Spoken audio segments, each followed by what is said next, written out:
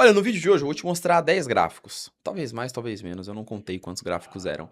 E esses gráficos vão te dar um grande panorama, uma grande visão e te mostrar um momento bizarro que a gente está vivendo na economia mundial, na economia dos Estados Unidos, nos mercados de investimento. A ideia é que ao longo dos próximos 15 a 20 minutos aqui, você tenha um belo resumo do que está acontecendo com os mercados, com a economia. Talvez não chegue em nenhuma conclusão, mas esses gráficos vão fazer você pensar bastante sobre a forma como você está gerindo o seu dinheiro.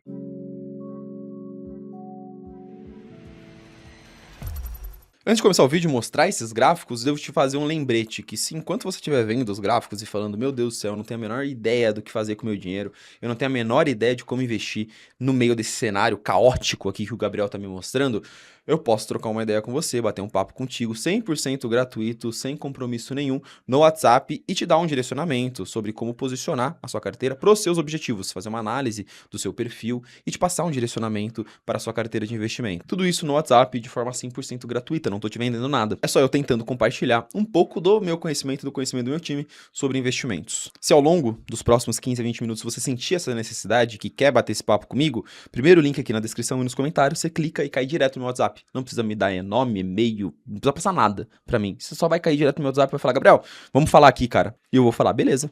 Vamos trocar uma ideia. Agora, sem mais comparações, vamos lá. Vamos mostrar os gráficos do vídeo de hoje. Eita, que já tá travando tudo aqui. Esse primeiro gráfico aqui, ele é bem interessante, que ele mostra, pra mim, o que é o grande tópico dos mercados de investimento hoje.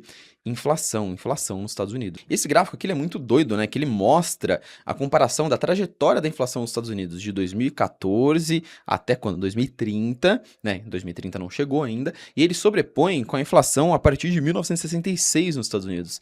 Momentos em que a gente teve dois choques inflacionários.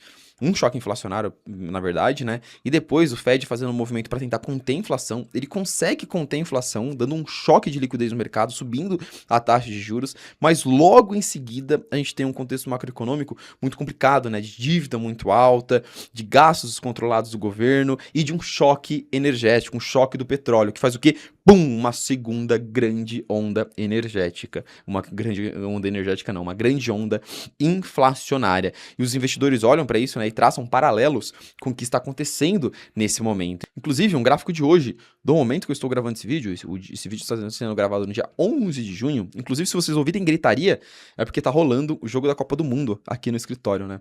Eu estou no estúdio aqui, o povo tá assistindo lá, só eu que trabalho nessa empresa. O gráfico de hoje é a disparada do CPI, disparada da inflação. A inflação americana, o CPI, acabou de bater 4,2%, o maior valor em 3 anos, na verdade o maior valor desde setembro de 2022. A inflação americana explodindo, tanto por conta da alta do petróleo, por conta do fechamento do Estreito de Hormuz, do aumento do prêmio de risco em relação ao petróleo. O que isso significa, Gabriel? O pessoal já viu agora que o Irã é capaz de fechar o Estreito de Hormuz, então agora o mercado como um todo está disposto a pagar mais caro pelo petróleo por conta disso, né?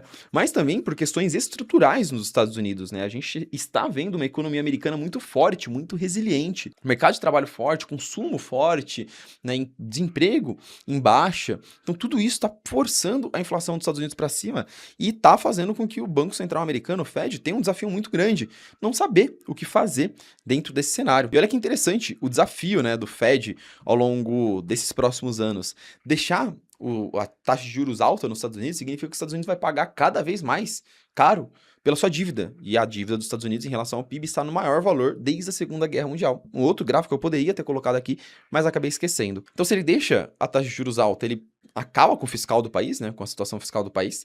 Se ele corta a taxa de juros, ele acaba com a inflação e acaba com o poder de compra do dólar. E aí, o que fazer? Novamente, não quero chegar em respostas, em chegar em conclusões no vídeo de hoje com esses gráficos, eu só quero mostrar o tamanho do problema.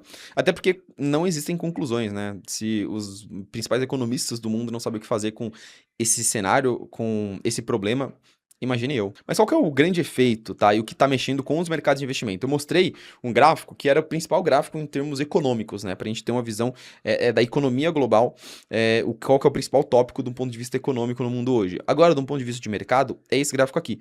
Essa perspectiva de inflação mais alta nos Estados Unidos está fazendo com que todo mundo aposte que a taxa de juros vai voltar a subir nos Estados Unidos. Não só nos Estados Unidos, né? No mundo todo. Olha esse gráfico aqui.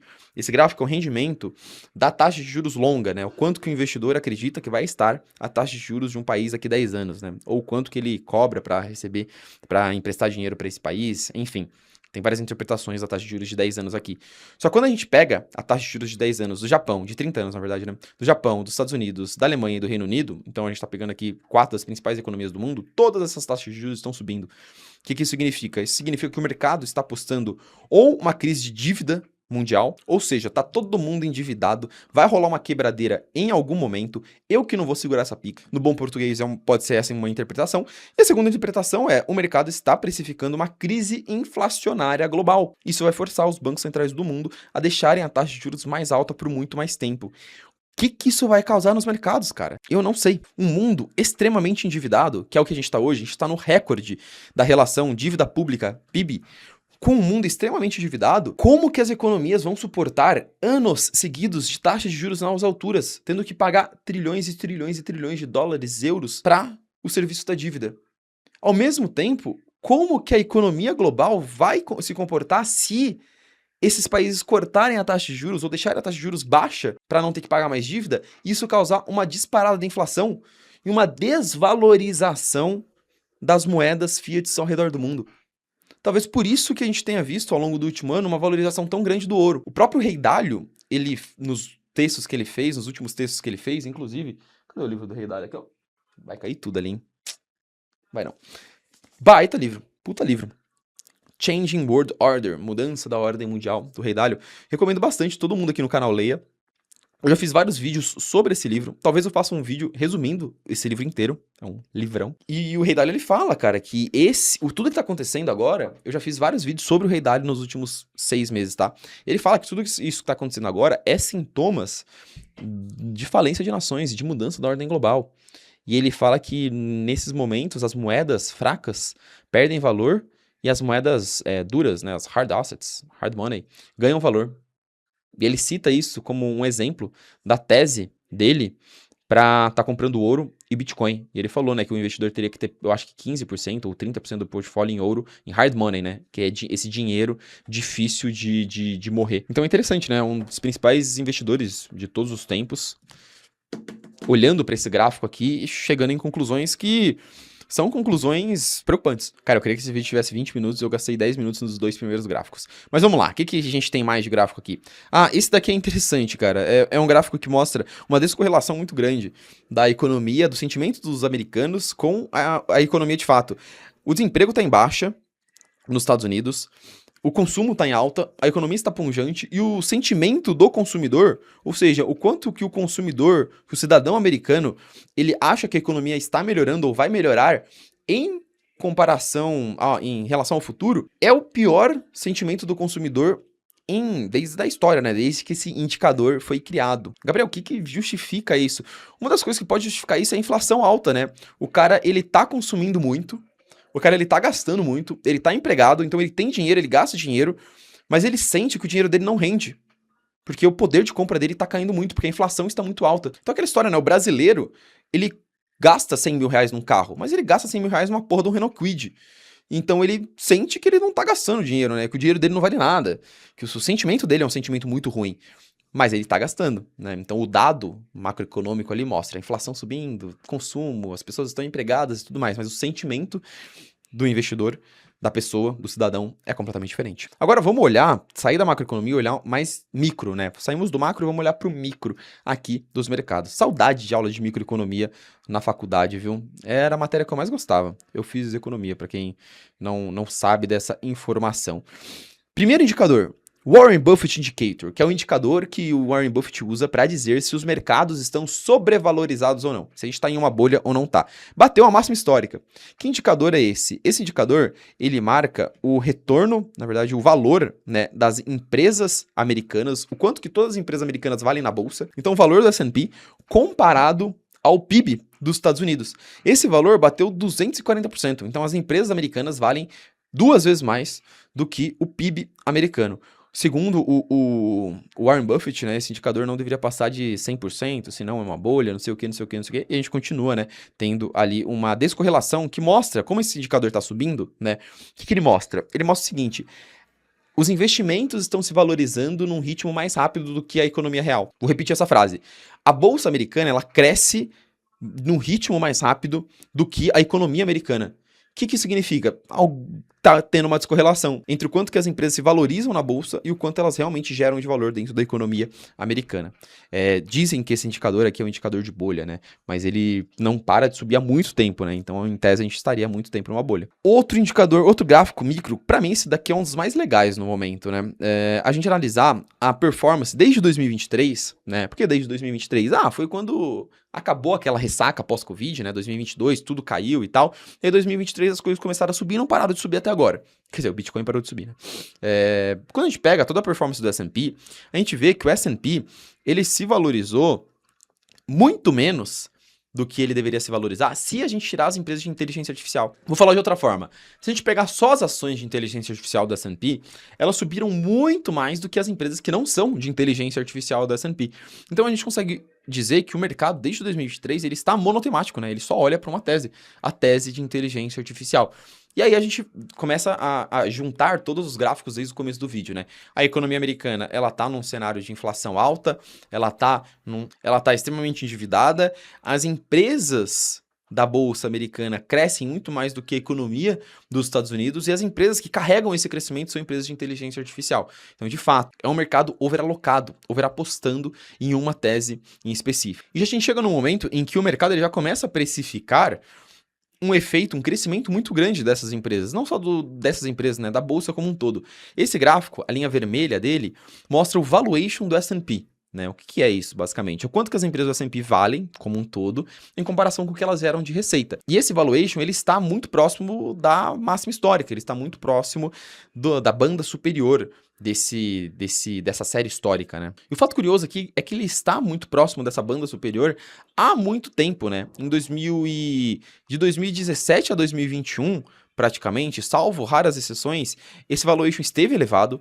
Em 2022, o mercado passou por uma grande queda, né? Mas de 2023 para cima, esse valuation estava muito esticado. O que eu quero mostrar com isso? Se você levar ao pé da letra, valuation está alto, não vou comprar nada disso. Você está desde 2023 perdendo uma das maiores valorizações da história da bolsa americana. É aquela história, né? Em retrospecto, é muito difícil de analisar, de identificar uma bolha. Por isso que eu não quero olhar para esse gráfico e falar, meu Deus do céu, uma bolha está acontecendo. Vamos falar um pouco mais sobre isso. Vamos falar um pouco mais, na verdade, sobre a concentração do S&P.